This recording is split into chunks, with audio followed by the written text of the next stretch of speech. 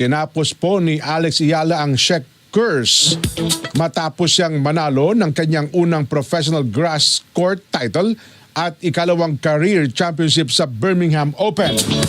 Sa finals, tinalo niya si Nikola Bartonkova sa matinding 3-set battle, score 5-7, 6-3, 7-5 sa England upang makuha ang kanyang panalo laban sa Czech player sa WTA Tour.